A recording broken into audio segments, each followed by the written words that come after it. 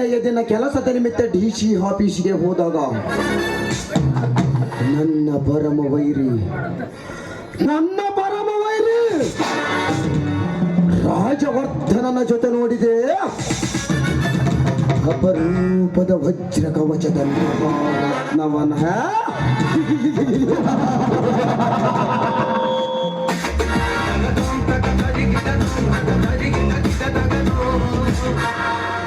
ನಿನ್ನ ನೋಡಿದ ಹೊರೆಗಳಿಗೆ ಎಲ್ಲಿ ನನ್ನ ಮನ ಕದ್ದೊಯ್ದ ಸಂಧ್ಯಾ ಎನ್ನುವ ಹಂಗೆ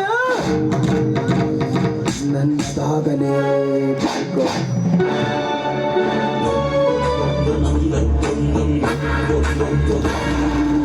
ನನ್ನ ಹೆದೆಯಲ್ಲಿ ಶಿಲೆಯಂತೆ ದಿಟ್ಟವಾಗಿ ಅಂಗಳಲ್ಲಿ ಬೆಳದಿಂಗಳಿನಂತೆ ಕಂಗೊಳಿಸುತ್ತಿರುವ ನನ್ನ ನಿದ್ದೆಯನ್ನೇ ಕದ್ದ ಮಂದಾರ ಹೂವು ನನ್ನದಾಗುವುದು ಯಾವಾಗ?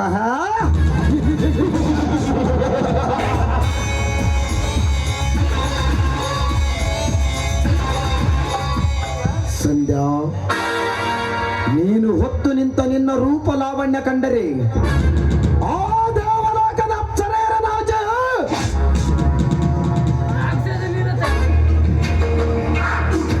ತಲೆ ತಗ್ಗಿಸುವಂತ ಚೆಲುವಿಕೆಯ ಚಂದ್ರಲತೆ ನೀನು. ನಿನ್ನಂತ ಚಂದಾದ ಚಂದುಳ್ಳಿ ಚಂದುಟಿಯನ್ನು ಕುತ್ತಿ ಕುತ್ತಿ ತಿನ್ನಲು ಬಂದೇ ಬರುತ್ತಾನೆ ಏ ಚಕ್ರವರ್ತಿ.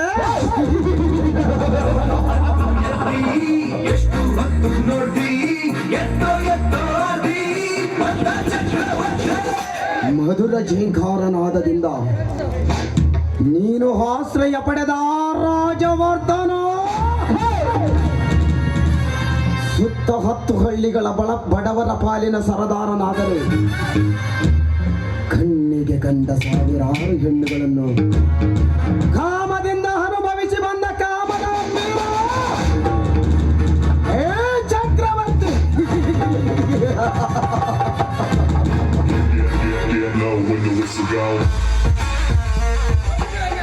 ಮಾಸಂಗಿಪುರ ತಾಲೂಕಿನಲ್ಲಿ ಸಾವಿರಾರು ಎಕರೆ ಹೊರಕ್ಕೆ ವಾರಸ್ಥಾನನಾಗುವ ಜಲದಿಂದ ಬಂದ ಜಲದಂಕ ಮಲ್ಲನಿಗೆ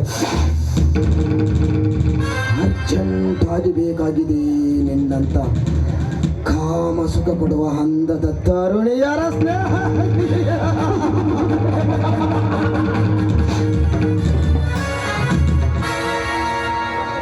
ಈ ಚಕ್ರವರ್ತಿ ಕೈ ಮಾಡಿ ಕರೆದಾಗ ಸಕ್ಕರೆಯಂತೆ ಬಂದು ಸುಖ ನೀಡಿ ಹೋದರೆ ಸಂಪನ್ನೆಯಾಗುವೆ. ಇಲ್ಲವಾದರೆ ಚಕ್ರವರ್ತಿ ಕದಂಬ ಬಾಹುಗಳಲ್ಲಿ ಅಪ್ಪಚ್ಚುಯಾಗಿ ಬಿದ್ದುವಾಗುವೆ.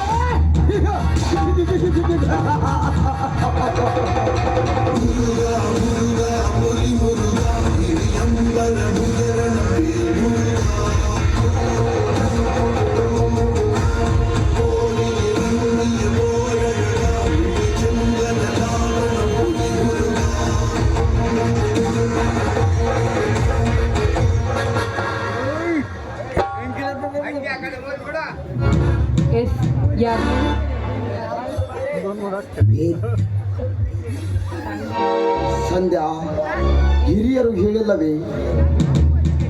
ವೆರಿ ಸಿಂಪಲ್ ಸಂಧ್ಯಾ. ನಿನ್ನ ಸೌಂದರ್ಯಕ್ಕೆ ಶರಣಾದ ಈ ನನ್ನ ಮನ ನಿನ್ನನ್ನು ಭವಿಷ್ಯ ಹೂವಿನಡೆಗೆ ದುಂಬಿ ಹಾರಿವಂತೆ ಹಾರಿ ಬರುತ್ತದೆ. ಅದಕ್ಕೆ ಯಾರು ನೀವು? ನನ್ನ ಹೆಸರು ನಿಮ್ಗೆ ಗೊತ್ತಾಯ್ತು? ವೆರಿ ಸಿಂಪಲ್ ಸಂಧ್ಯಾ. ನಿನ್ನ ಸೌಂದರ್ಯಕ್ಕೆ ಶರಣಾದ ಈ ನನ್ನ ಮನ ನಿನ್ನನ್ನೇ ಬಯಸಿ ಹೂವಿನಡೆಗೆ ತುಂಬಿ ಹಾರಿ ಬರುವಂತೆ ನಿನ್ನ ನೆರಳನ್ನೇ ಹಿಂಬಾಲಿಸುವಂತೆ ವಿರಹ ದೂರಿಯಲ್ಲಿ ತೋಳಲಾಡುತ್ತಿದೆ. ಅದಕ್ಕೆ ವೆರಿ ಗುಡ್. ಬಹಳ ಬುದ್ಧಿವಂತರಂತೆ ಕಾಣಿಸ್ತೀರಾ. ಹಾಗೆ ನನ್ನನ್ನು ತಡೆದು ನಿಲ್ಲಿಸಿದ ಕಾರಣ? ಸಂಧ್ಯಾ, that is ಚಕ್ರವರ್ತಿ. ನೋಡು ಚಕ್ರವರ್ತಿ, ಸುಂದರವಾಗಿ ಕಾಣುವ ಹೂವನ್ನು ಹೆಣ್ಣನ್ನು ದುಂಬಿ ಬಯಸೋದು ಸಹಜ. ಅದೇ ರೀತಿ ಯೌವನ ತುಂಬಿದ ತರುಣಿಯನ್ನು ಒಬ್ಬ ಗಂಡು ಬಯಸೋದು ಸಹಜ. ಅಷ್ಟಕ್ಕೂ ಮೊದಲು ನಾನು ಯಾರಂತ ಚೆನ್ನಾಗಿ ತಿಳ್ಕೊಂಡು ಮಾತಾಡಿದ್ರೆ ನಿನಗೂ ಒಳ್ಳೇದು, ನನಗೂ ಒಳ್ಳೇದು. ಹಿನ್ನೆಲೆಯನ್ನರಿತು ಹೆಣ್ಣಿನ ಬೆನ್ನು ಹೊತ್ತಲು ನಾನು ನಿನ್ನ ಲವ್ ಮಾಡು ಅಂತ ಕೇಳುತ್ತಿಲ್ಲವಲ್ಲ. ಜಸ್ಟ್ ಮಾತಲ್ಲಿ ಮುಗಿಸಿ ಬಿಡುತ್ತೇನೆ ನನ್ನ ಮನದಾಳದ ಆಶೆಯನ್ನು. ಅಂದ್ರೆ ಹೆಣ್ಣಿನ ಸಲುವಾಗಿ ತಲೆ ಕೆಟ್ಟು ಹುಚ್ಚರಂತೆ ತಿರುಗುತ್ತೀನಿ ಅಂತೀಯ? ಹುಚ್ಚ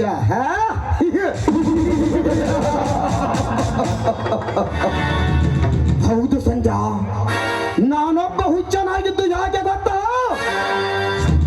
ನಿನ್ನ ಹಂಗಾಂಗ ಸುಂದರ ರೂಪ ನೋಡು ಸಂಧ್ಯಾ, ನಲ್ಲ ವಿನಯವಾಗಿ ಹೇಳುತ್ತೇನೆ, ನಿನ್ನ ಹಂಗ ಸುಖದ ಸಂತೋಷಕ್ಕಾಗಿ ಕಾಯ್ದು ಕುಳಿದಿದ್ದೇನೆ.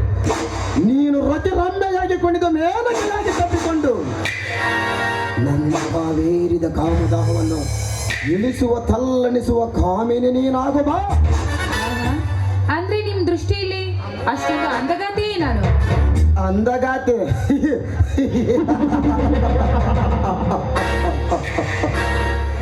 ಅದನ್ನು ವರ್ಣಿಸಲು ಅಸಾಧ್ಯ ಸಂಧ್ಯಾ. ಮಾವಿನ ಮಿಡಿ ಚಂದ, ಮಾದರ ಹೆಡೆ ಚಂದ, ಸುಳಿಬಾಳೆಯ ಕುಡಿ ಚಂದ, ಹೆಣ್ಣುಗಳ ಜಡೆ ಚಂದ. ನಾ ಕಂಡ ಹೆಣ್ಣುಗಳಲ್ಲೇ ನಿನ್ನನ್ನು ಅಪರೂಪದ ಹೆಣ್ಣಾಗಿ ಕಂಡಿರುವೆ ನೀನ. ಅದಕ್ಕೆ ಈ ಚಕ್ರವರ್ತಿಯ ಬಯಕೆಂತೆ ಕಾಮದಾಶೆಯನ್ನು ತೀರಿಸಿಬಿಡು. ನಿನ್ನ ಚಂದದ ರೂಪಕ್ಕೆ ಮನಸೋತ ಈ ಚಕ್ರವರ್ತಿ ತನ್ನ ಸರ್ವಸ್ವವನ್ನೇ ಧಾರೆ ಎರೆದು ಬಿಡುತ್ತಾನೆ. ನೋಡಿ, ಸರ್ವಸ್ವವನ್ನು ಧಾರೆ ಇರುವ ಮೊದಲು ಈ ಚಂದಳ್ಳ ಚಲವಿ. ಅರ್ಥವಿಲ್ಲದ ಮಾತುಗಳನ್ನಾಡಿ ನನ್ನ ಪೌರುಷವನ್ನು ಸುಟ್ಟು ಹಾಕುವ ಸಾಹಸ ಮಾಡಬೇಡ. ನಿನ್ನಂತ ದವಲತ್ತಿನ ಹೆಣ್ಣುಗಳ ಇತಿಹಾಸ ನಾ ಹರಿತಿರುವೆ. ನನಗೂ ರೋಮಿಯೋ ಜೂಲಿಯಟ್ನಂತ ಪ್ರೀತಿ ಬೇಕು ಅಂತ ಕೇಳುತ್ತಿಲ್ಲ. ಯಾರಿಲ್ಲದ ನಿರ್ಜನ ಪ್ರದೇಶದಲ್ಲಿ ಉಕ್ಕುತ್ತಿರುವ ಕಾಮಕ್ಕೆ ಸತ್ಯವನ್ನು ಕಂಡು ನನ್ನ ಕಾವೇರಿದ ಕಾಮವನ್ನು ಇಳಿಸುವ. ಇಲ್ಲವಾದರೆ ನಿನ್ನ ಕಾಲಲ್ಲಿನ ಹೊಳಕ ಬಳಕಿನ ಚಪ್ಪಲಿ ಕರಕು ಚಪ್ಪಲಿಯಾಗುತ್ತವೆ. मुचप बायना, शीशे का घर है तेरा, पत्थर का दिल है मेरा, एक ना एक दिन पत्थर उठ जा तो तेरा शीशे का घर टुकड़े टुकड़े हो जाएगा. ಏನ್ ಬೊಗಳಿದೆ ನೀನು? ನಾನು ಕಾಲಲ್ಲಿ ಯಾವ ಕಂಪ್ನಿ ಚಪ್ಪಲಿ ಹಾಕೊಂಡಿನಿ ಅಂತ ಆದರ ಗಿತ್ತಿಗೆ ಹಾರು ಬಣ್ಣ, ಮಧುರತೆಗೆ ಇರುವುದೇ ಒಂದೇ ಬಣ್ಣ. ನಿನ್ನಂತ ಊಸರ ಬಳ್ಳಿಗೆ ಹೇಳು ಬಣ್ಣ.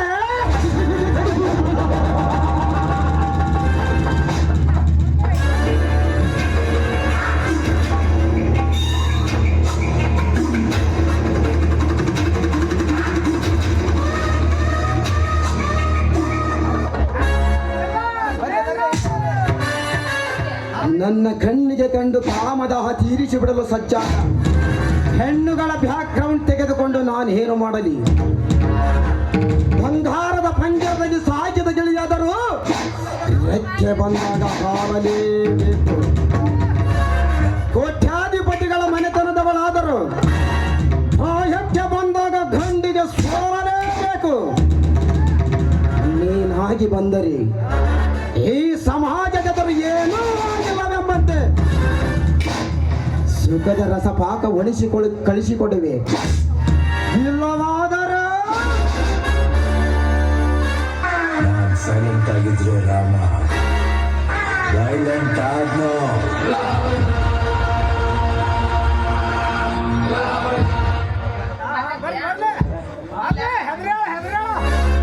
ओए बच्चा, ये दुनिया बहुत बदल गया. उलटा पलटा, पलटा उलटा. ओए ಕನ್ನಡಾಂಬೆಯ ಭಾರತಾಂಬೆಯ ಮಡಿಲಲ್ಲಿ हेलो मरी, ये तो ನಮ್ಮ ರಾಷ್ಟ್ರ ಭಾಷೆ. ನೆನಪಿರ್ಲಿ, ಇಷ್ಟ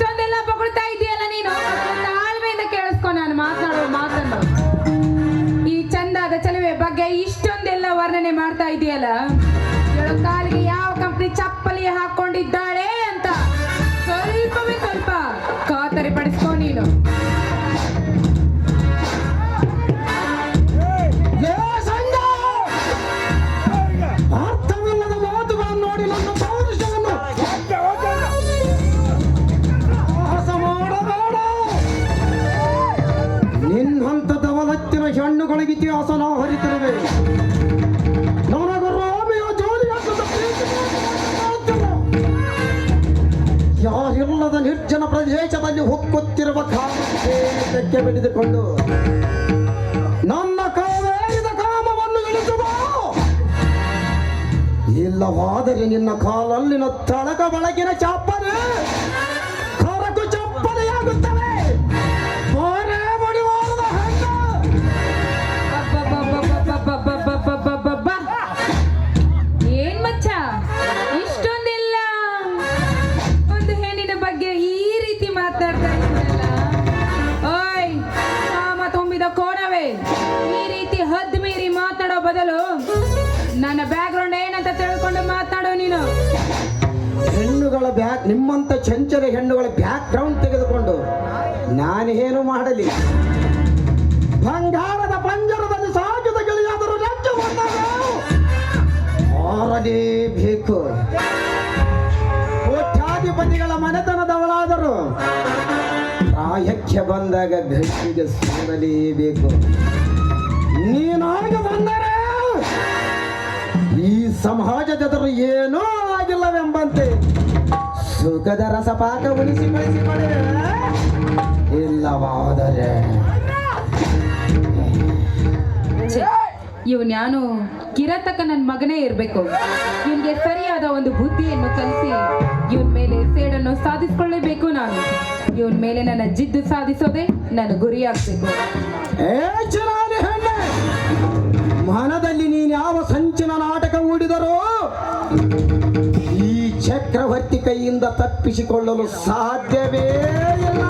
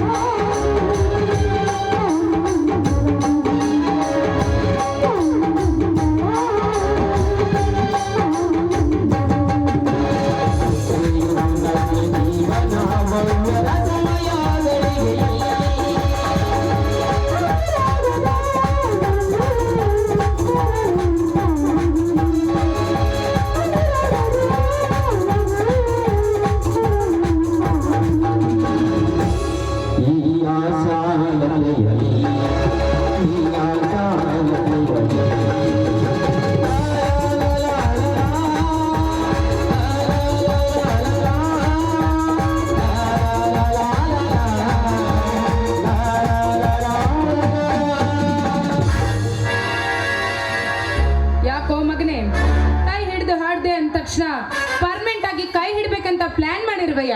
ನಿಮ್ಮಂತ ಚಂಚಲ ಹೆಣ್ಣುಗಳನ್ನು ಪರ್ಮನೆಂಟ್ ಆಗಿ ಇಟ್ಟುಕೊಂಡು ಗೋಳನ್ನು ಬಗೆಸುವ ಗಮಾರ ನಾನಲ್ಲ. ಕೈ ಹಿಡಿದ ಮಾತ್ರಕ್ಕೆ ಮೈಸೂರು ಕೊಡದಿದ್ದರೆ ಹೇಗೆ ಬಾರೇ? ಏನು ಮೈಸುಕ ಕೊಡ್ಬೇಕಾ? ತಾಳು ಮಗನೇ, ಬರ್ತಾನೆ ನನ್ನ ಅರ್ಜುನ. ಮದುವೆಯ ಮದ್ದಾನೆ ಅಂತ ಬಂದು ನಾನು ಚಂಡಾಡದೆ ಬಿಡೋದಿಲ್ಲ ನನ್ನ ಅರ್ಜುನ್.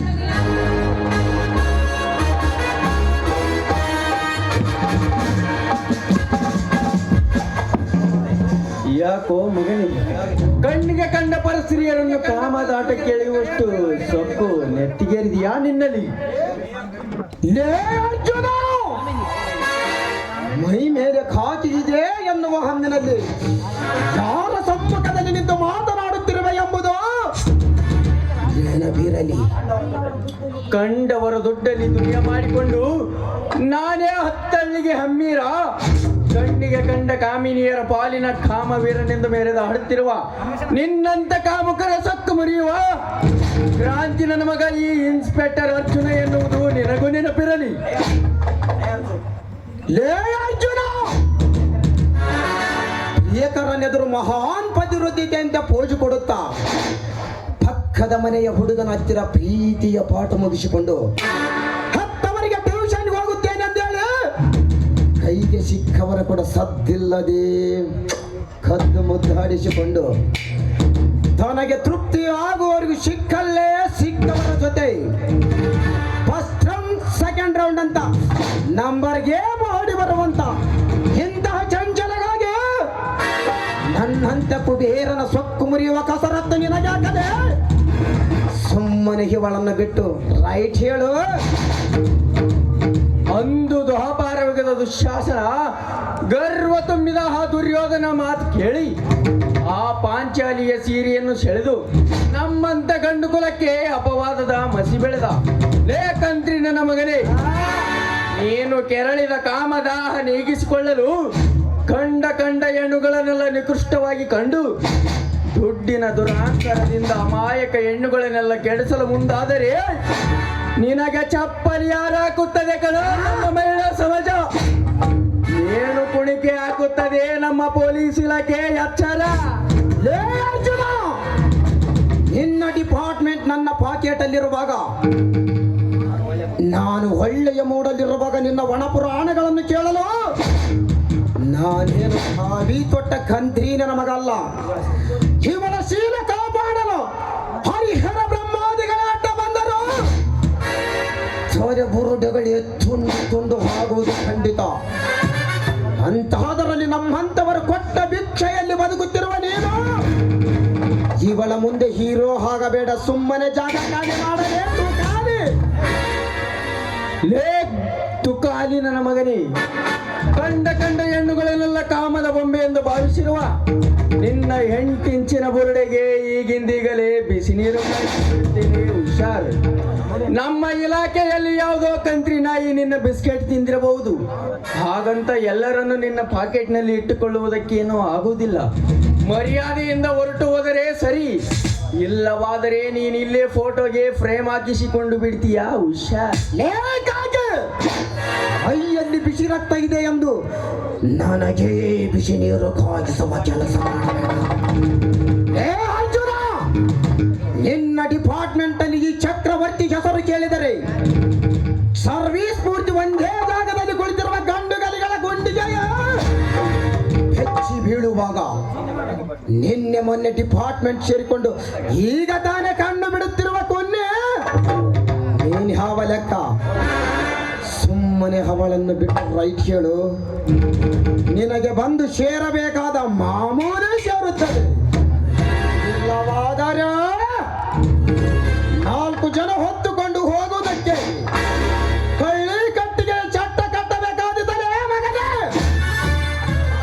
ಲೇ ಕಾಂಡು ನನ್ನ ಮಗನೇ, ನೀನು ಡೈಲಾಗ್ ಹೊಡೆದ ತಕ್ಷಣ ರೈಟ್ ಹೇಳುವುದಕ್ಕೆ ನಾನೇನು ಮಿಂಡರಿಗುಟ್ಟಿದವನಲ್ಲ. ನಮ್ಮಪ್ಪನ ಗಂಡಸ್ತನದ ರಕ್ತಕ್ಕೆ ಹುಟ್ಟಿದ್ದೇನೆ. ನೀನು ನಿಜವಾಗಲು ನಿಮ್ಮಪ್ಪನಿಗೆ ಹುಟ್ಟಿದವನಾಗಿದ್ದರೆ ಈ ಮೀಸೆ ಹೊತ್ತು ಕಣ್ಣನೆದುರವಳನ್ನು ಮುಟ್ಟ ನೋಡೋಣ. ನನಗೆ ಸವಾಲ್ ಹಾಕಿ ಬಡಾಯಿ ಕೊಚ್ಕೋಬೇಡ.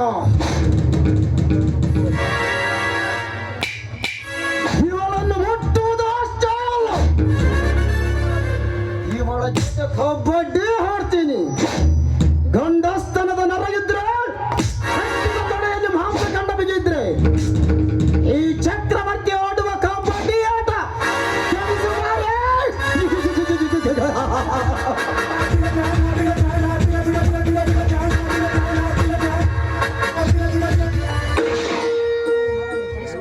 ಲೇ ಮಗನೇ ಚಕ್ರವರ್ತಿ, ಎದೆ ಸೀಳುವಗೊಂಡು ಕೈಗೆ ಬಿತ್ತು.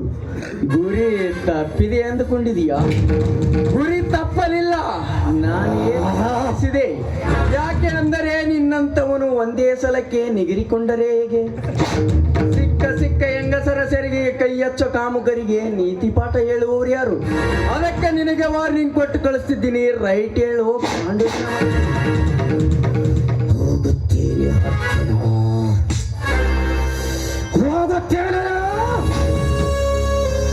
ಮುಂದೆ ಬರುತ್ತೇನೆ. ನಿನ್ನ ಬಾಗಿಲ ಯಮನಾಗು.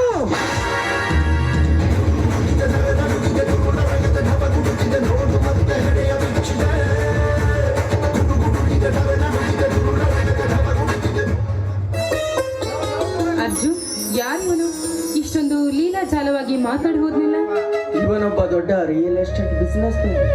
ರಾಜಕೀಯದಲ್ಲಿ ದೊಡ್ಡವರ ಕೃಪಾಶೀರ್ವಾದ ಇದೆ. ಅಷ್ಟೇ ಇಲ್ಲ, ನಮ್ಮಂಥವರನ್ನು ಟ್ರಾನ್ಸ್ಫರ್ ಮಾಡಿಸುವುದರಲ್ಲಿ ನೀರು ಕುಡಿದಷ್ಟೇ ಸುಲಭ. ಅದು ಸರಿ, ಒಂದು ಫೋನ್ ಕಾಲ್ ಮಾಡದೆ ಔಟ್ಸೈಡಿಂಗ್ ಪ್ರೋಗ್ರಾಮ್ ಹಾಕೊಂಡಿದೆಯಲ್ಲ, ಯಾಕೆ? ಏನಿಲ್ಲ, ಮನೇಲಿ ಕುಂತು ತುಂಬಾನೇ ಬೋರ್ ಹೊಡಿತಾ ಇತ್ತು. ಅದಕ್ಕೆ ಈ ಕಡೆ ಸುತ್ತಾಡ್ಕೊಂಡು ಹೋಗೋಣ ಅಂತ ಬಂದೆ. ನಿಮ್ಗೆ ಫೋನ್ ಸಹ ಮಾಡ್ಬೇಕಂದೆ, ಅಷ್ಟರಲ್ಲಿ ಈ ಕಾಮುಕ ಬಂದ ಅಷ್ಟೇ. ಸಂಧ್ಯಾ, ನಾನು ಬಾರದೆ ಹೋಗಿದ್ರು ಅವನಿಗೆ ಚರಳೆಯನ್ನು ತಿನ್ನಿಸ್ತಿದ್ದೀಯ ಅಂತ ಚೆನ್ನಾಗಿ ಗೊತ್ತಿತ್ತು. ನಿಜ ಹೇಳು ಸಂಧ್ಯಾ, ನೀನು ಬೆಂಗಳೂರಿನಲ್ಲಿ ಬೋರ್ ಆಯ್ತಂತ ಬಂದಿರುವೆಯಾ, ಅಥವಾ ಈ ಅರ್ಜುನನ್ನು ನೋಡಲಂತ ಬಂದಿರುವೆಯಾ, ಅಥವಾ ನನಗೆ ತಿಳಿಯಲಾರದಂಗೆ ಯಾವುದಾದ್ರೂ ಸ್ಕೆಚ್ ಹಾಕೊಂಡು ಬಂದಿರುವೆಯಾ? ಅದಕ್ಕೆ ನನ್ನ ತಂದೆ ಹೇಳಿದ್ದಾರೆ, ಯಾರನ್ನ ನಂಬಿದ್ರು ಈ ಪೊಲೀಸ್ ನಂಬಾರ್ದು ಅಂತ. ಯಾಕೆ ಸಂಧ್ಯಾ? ಯಾಕೆ ಅಂದ್ರೆ ಮದ್ವೆಗ್ ಮುಂಚೆ ಯಾವಾಗ ನೋಡಿದ್ರು ಅನುಮಾನನೇ ಪಡ್ತೀರಾ. ಮದ್ವೆ ಆದ ನಂತರ ನೀನೇ ಚಿನ್ನ ನೀನೇ ರನ್ನ ಅಂತಿದ್ರಿ. ಮದ್ವೆ ಆದ್ಮೇಲೆ ಮುಗ್ದೋ ಹೋಯ್ತು, ಡ್ಯೂಟಿ ಫಸ್ಟ್, ಆಮೇಲೆ ಸೆಕೆಂಡ್ ವೈಫು ನೀನೇ ಅಂತೀರಾ. ಏ ಕಳ್ಳಿ, ಎಲ್ಲ ಪೊಲೀಸ್ನವರಂತೆ ನನ್ನನ್ನು ತಿಳಿದುಕೊಂಡು ಮತ್ತೆ ಮದುವೆ ಯಾವಾಗ ಇಟ್ಟುಕೊಳ್ಳೋಣ? ಆಹಾ, ಅದನ್ನ ನಿರ್ಧಾರ ಮಾಡ್ಬೇಕಾಗಿರೋದು ನೀವು, ನಾನಲ್ಲ. ನೀವೀಗ್ಲೇ ಹ್ಞೂ ಅಂದ್ರೆ ನಾನು ರೆಡಿನೇ. ಅದು ಕರೆಕ್ಟ್ ಸಂಧ್ಯಾ. ಏನು ಮಾಡುವುದು, ಧರ್ಮಾತ್ಮನೆಂದು ಹೆಸರು ಮಾಡಿದ ನಮ್ಮ ಮಾವನ ಮನೆತನ ಈಗ ಬೀದಿ ಪಾಲಾಯಿತು.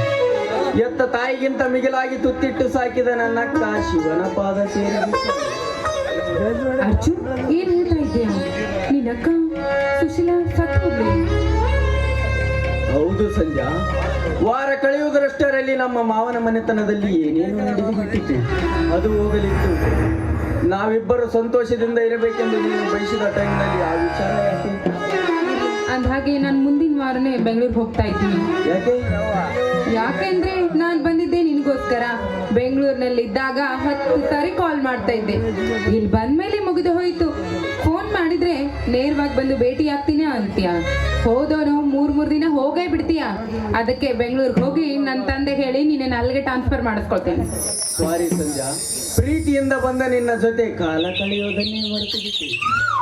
ಅದರಲ್ಲೂ ನಮ್ಮ ಮಾವನ ಮನೆಯ ವಿಚಾರದಲ್ಲಿ ಬಹಳ ತಲೆ ಕೆಡಿಸಿಕೊಂಡಿದ್ದೆ. ಹೋಗಲಿ ಬಿಡು, ನಿನಗಾಗಿ ಸಮಯ ಮೀಸಲಿಡುತ್ತೇನೆ. I am sorry lovely. ಹಾ ಸಾಕು, ಒಂದ್ಸರಿ ಕೇಳಿದ್ರೆ ಸಾಕು. ಆದರೆ ನನ್ನ ಲವರ್ ಲೇಡಿ ಒಂದು ಸಾರಿ ಕೇಳಿದರೆ ಕರಗುವುದಿಲ್ಲ. ಅದಕ್ಕೆ ಅವಳು ಬೆಣ್ಣೆ ತರ ಕರಗುವವರೆಗೂ ಕೇಳಬೇಕೆನಿಸುತ್ತದೆ. ಏ ಪೋಲಿ, ನನ್ನ ಹೃದಯದ ಸಾಮ್ರಾಜ್ಯ ಮಹಾರಾಜ ನೀನೇ ಅಲ್ವೇ? ನೂರಾರು ಜನ್ಮದ ಗೆಳತಿ, ಸಿಂಗಾರ ಸೀಮೆಯ ಒಡತಿ,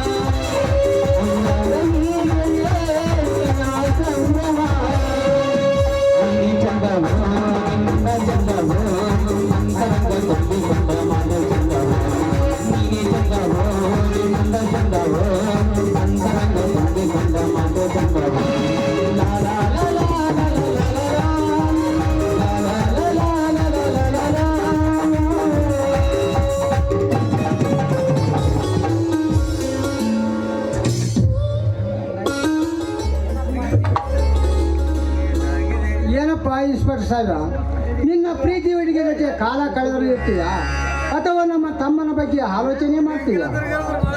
ಮಾವ ಅದು ಮುಚ್ಚ ಬಾಯಿ, ಯಾರೋ ನಿನ್ನ ಮಾವ? ಪ್ಲೀಸ್ ಹಾಗೆಲ್ಲ ಮಾತನಾಡಬೇಡಿ ಮಾವ. ಮತ್ತೆ ಹೇಗೆ ಮಾತನಾಡಬೇಕು? ನ್ಯಾಯ ನೀತಿ ಧರ್ಮವನ್ನೇ ಪರಿಪಾಲನೆ ಮಾಡು ಅಂತ ಹೇಳದ ತಪ್ಪಾಯ್ತೇ ಅರ್ಜುನ.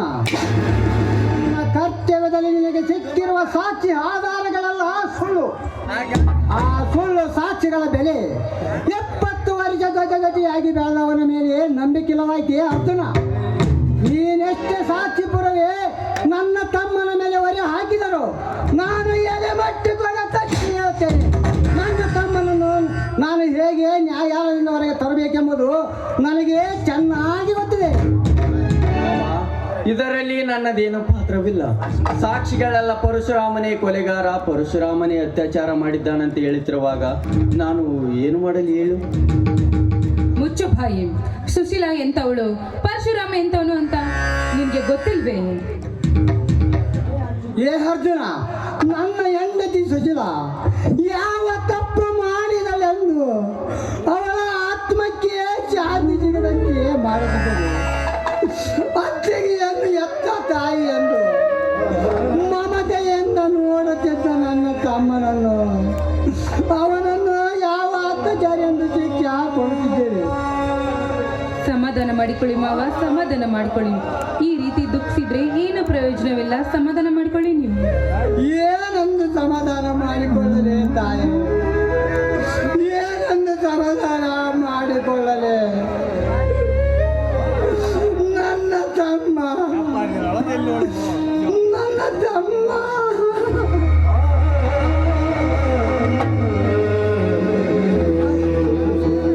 ನನ್ನ ತಮ್ಮ ಮಾಡಿದ ಅಪವಾದನೆಯ ಮೇಲೆ ಜೇಲ ಪಾಲಾಗಿದ್ದಕ್ಕೆ ಸಮಾಧಾನ ಮಾಡಿಕೊಳ್ಳಲೇ ತಾಯೇ. ಗಟ್ಟಿಯಾಗಿ ಗಜ್ಜರಿಸಿದ ನನ್ನ ಹೆಂಡತಿ ಅದೇ ಸಮಾಜದಲ್ಲಿ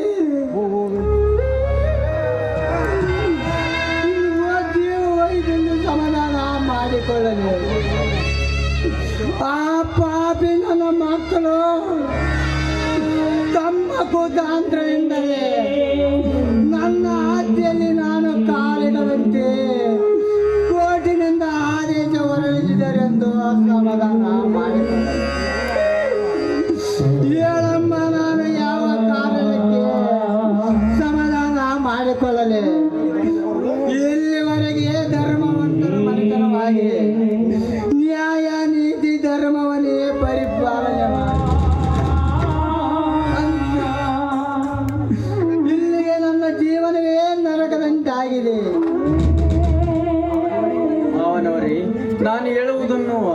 ತಿಳ್ಕೊಳ್ಳಿ.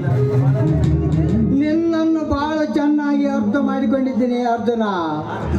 ನಾನು ನನ್ನ ಕಾಲ ಮೇಲೆ ಕೊಂದು ನಾನಾಗಿ ಹಾಕಿಕೊಂಡಂತೆ ಆಗಿದೆ. ನ್ಯಾಯದಿಂದಲೇ ಬಾಳು ಎನ್ನುವ ಕಠೋರ ಖಡ್ಗದಂತೆ ಮಾತನ್ನು ಹೇಳು. ನೀನೇ ಈ ಚಿತ್ರ ಸನ್ನಿವೇಶಕ್ಕೆ ಒಳಗಾಗಬೇಕೆಂದು. ಆದರೆ ನಾನು ಇಲ್ಲಿವರೆಗೆ ಧರ್ಮವಂತರೆನಿಸಿಕೊಂಡ. ಈಗ ನನ್ನ ತಮ್ಮನಿಗಾಗಿ ನನ್ನ ಹೆಂಡತಿಯ ಮೇಲೆ ಬಂದಿರುವ ಆಪತ್ತಿನಿಂದ ಪಾರಾಗಲಕ್ಕಾಗಿ ಧರ್ಮ ಮರೆತು ಕರ್ಮದ ದಾರಿಯಲ್ಲಿ ನಡೆದಿದ್ದೆ. ಆದರೆ ಈಗ ನೀನು ಅದರಲ್ಲಿ ತರಿ ಹಾಕದಿದ್ದರೆ ಅಷ್ಟೇ ಸಾಕು. ಮಾವ, ಅಧಿಕಾರ ಬಂದಾಗ ಅರಿತು ನಡೆಯಬೇಕೇ ವಿನಃ ಮರೆತು ನಡೆಯಬಾರದೆಂಬ ನಿಮ್ಮ ವೇದ್ಯ ವಾಕ್ಯದಂತೆ ನಾನು ಸಾಕ್ಷಿಗಳಿಗೆ ಮಾನ್ಯತೆ ಕೊಟ್ಟೆ. ಆದರೆ ನೀವು ತಿಳಿದು ಕಾನೂನನ್ನು ಕೈಗೆ ಎತ್ತಿಕೊಂಡರೆ ಹೇಗೆ? ಅರ್ಜುನ, ಈಗಲೇ ನಿನ್ನ ಮಾವ ಕೈ ಕೊಟ್ಟು ಕುಳಿತುಕೊಂಡಿದ್ದರೆ ಇನ್ನು ಹೆಚ್ಚಿನ ಅನುಮತಗಳಿಗೆ ಸಾಕ್ಷಿ ಆಗಬೇಕಾಗುತ್ತದೆ. ನೀನು ನಾನು ಬೆಳೆಸಿದ ಹುಡುಗನೆಂದು ತಪ್ಪು ದಾರಿ ನಡೆಸಲು ಇಷ್ಟಪಡಲಿಲ್ಲ. ನಾನು ಮೊದಲಿನ ಸತ್ಯದೇವನಲ್ಲ. ನ್ಯಾಯವನ್ನು ತುಳಿದು ಹಾಕಿ ಆ ಧರ್ಮದ ಮೇಲೆ ಆ ಧರ್ಮದ ಯುದ್ಧ ಸಾರುವ ಕೆಟ್ಟ ಸೋದ ಮಕ್ಕಳಿಗೆ ಒಂದು ಬುದ್ಧಿ ಕಲಿಸುವ ನನ್ನ ಮನೆತನದಲ್ಲಿ ತೆರಿ ಹಾಕಿ ವಿಚಾರ ಆಟ ಆಡುವರ ಎದೆ ಸೀಳಿ ಬಿಸಿ ರಕ್ತವನ್ನು ಕುಡಿದು ಕಾನೂನಿನಿಂದ ನ್ಯಾಯವನ್ನು ಪಡೆದು ತೀರುತ್ತೇನೆ. ನೋಡಿ ಅರ್ಜುನ್, ಮನುಷ್ಯನ ತಾಳ್ಮೆಯನ್ನು ಅತಿಯಾಗಿ ಪರೀಕ್ಷಿಸಬಾರದು ಎನ್ನುವುದಕ್ಕೆ ನಿಮ್ಮ ಮಾವನವರೇ ಸಾಕ್ಷಿ. ಇದಕ್ಕೆ ಹೌದು ಸಂಧ್ಯಾ, ಎತ್ತವರಿಲ್ಲದೆ ಹೋದರೂ ಆ ನೆನಪು ಬಾರದಂತೆ ಸಾಕಿ ಬೆಳೆಸಿ ಸತ್ಯವೇ ಉಸಿರೆಂದು ನ್ಯಾಯವೇ ಬದುಕೆಂದು ನೀತಿ ಬಿಟ್ಟು ನಡೆಯಬೇಡ ಎಂದು ಆಶೀರ್ವಾದ ಮಾಡಿದ ನಮ್ಮ ಮಾವನವರೇ ಇಷ್ಟೆಂದು ಬದಲಾವಣೆ ಆಗಿದ್ದಾರೆಂದರೆ ನಂಬಲಾಗುತ್ತಿಲ್ಲ. ಹೌದು, ನಿಮಗಾಗಿ ಅವರ ಜೀವನವನ್ನೇ ಮುಡುಪಾಗಿಟ್ಟಿದ್ದಾರೆ ಅನ್ನೋದು ಸ್ವಲ್ಪವೇ ಸ್ವಲ್ಪ ನೆನಪಿರ್ಲಿ ನಿಮಗೂ ಸಹ. ಅದು ಹೌದು ಸಂಧ್ಯಾ, ಆದರೆ ನಮ್ಮ ಪರಶುರಾಮನ ಮೇಲೆ ಬಲವಾದ ಸಾಕ್ಷಿಗಳು ಇರುವಾಗ ನಾನು ಏನು ಮಾಡಲಿ ಹೇಳು? ಅರ್ಜುನ್, ನೀನೊಬ್ಬ ಪೊಲೀಸ್ ಕೈಯಲ್ಲಿ ಆಗೋದಿಲ್ಲ ಅನ್ನೋ ಮಾತೇ ಇಲ್ಲ. ಏನಿದ್ರು ಒಬ್ಬ ಪೊಲೀಸ್ ಮಾಡೇ ಮಾಡ್ತಾನೆ. ಅಂದ ಹಾಗೆ ನೋಡು, ಪರಶುರಾಮನ್ ಮೇಲೆ ಕೊಲೆ ಕೇಸ್ ಇದೆಯಲ್ಲ, ಅದೆಲ್ಲ ಕೇಸ್ ನಿನ್ ಕೈಯಲ್ಲೇ ಇದೆ. ನಿರ್ಧಾರ ಮಾಡೋದು ಬಿಡೋದು, ಅವನು ಕೊಲೆಗಾರ ಅಥವಾ ನಿರಪರಾಧಿ ಅನ್ನೋದೆಲ್ಲ ನಿನ್ ಕೈಯಲ್ಲೇ ಇದೆ. ನೀನೇ ಒಂದು ನಿರ್ಧಾರಕ್ಕೆ ಬರಲೇಬೇಕು ಇದಕ್ಕೆ. ಆಲ್ ರೈಟ್ ಸಂಧ್ಯಾ, ನಾಳೆಯಿಂದಲೇ ರಣರಂಗಕ್ಕೆ ಧುಮುಕುತ್ತೇನೆ. ಕಾನೂನಿನ ಮನೆಯಲ್ಲಿ ಆಟ ಆಡುವವರಿಗೆ ಸರಿಯಾದ ಬುದ್ಧಿ ಕಲಿಸುತ್ತೇನೆ. ನಮ್ಮ ಮಾವನ ಋಣ ತೀರಿಸಿಕೊಳ್ಳುತ್ತೇನೆ. ಸರಿ, ಇನ್ನು ಹೊರಡೋಣವೇ? ಆಹಾ, ಹೋಗೋಕ್ಕಿಂತ ಮುಂಚೆ ಈ ಚೆಲುವೆಯ ಮುಖವನ್ನು ನೋಡಿ ಒಂದು ಸ್ಮೈಲ್ ಮಾಡಬಾರ್ದೇ ರಾಜ?